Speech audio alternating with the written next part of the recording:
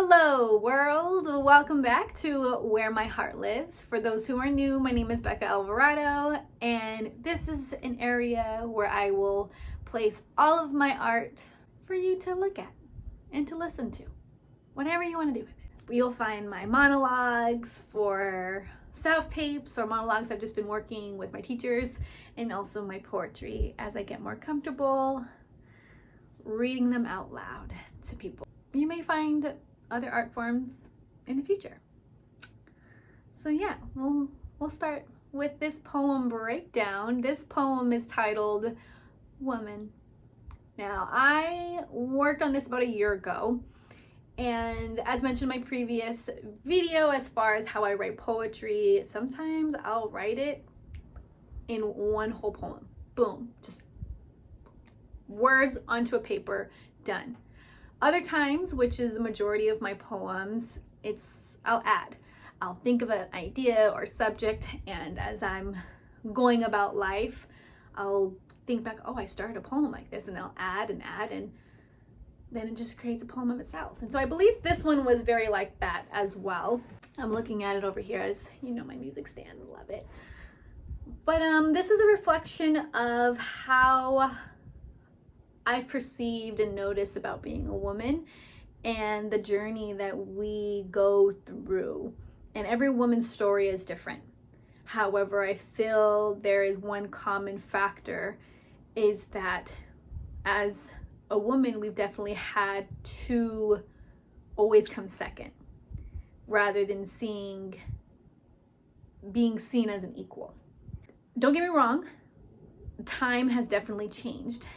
A lot of things have happened in our world recently. Again, I'm going to reiterate, I want this space for everybody. I want that space not only for myself, but for anyone coming and going onto this platform, where if you have an opinion or you want something to talk about, let's talk about it. I think that's something that's missing in our world, is that communication without getting defensive. I think communication is such a huge factor of being a human, and oftentimes with disagreements, it's based off of lack of communication. But going back to this poem, the title being it Woman, this poem is my perspective. It's really highlighting being a woman, but also the trials and tribulations that we've had to go through as a woman. So with that being said, this is Woman. No one told me that being a woman would be a full-time job, qualifications set by the standards of men, that I would have to limit my essence in fear of provoking them, that as a child, no phrase was ever spoken, girls will be girls, but rather cover your shoulders, pull down your shorts, only beautiful girls smile. That as a woman, I would be covering my shoulders and pondering in advance how to say no without being raped. Yet, for some societal reason or another, it would be my fault. That I deserved it. No one told me being a woman would be the closest thing to magic. Our bodies capable of creating life.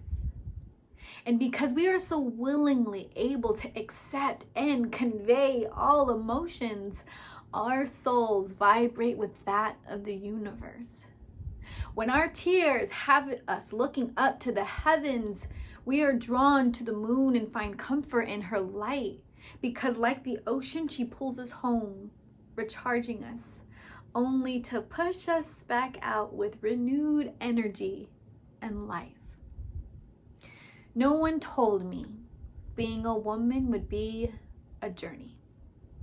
And because we know that of pain, we are able to manifest and feel all the dark crevices of the world with love and light. What a thing to be a woman. Thank you so much for listening to Woman. It's my perspective of being a woman and just the journey we all go through. And I think it's a great thing to be a woman. So ladies out there, be strong, be powerful. We have so much influence on this world, more than you know, and be the goddess that you are, because you are. And if no one has told you that today, I'm telling you now. Thank you again so much for watching, guys. I'll see you next time. Enjoy whatever day it is, and God bless.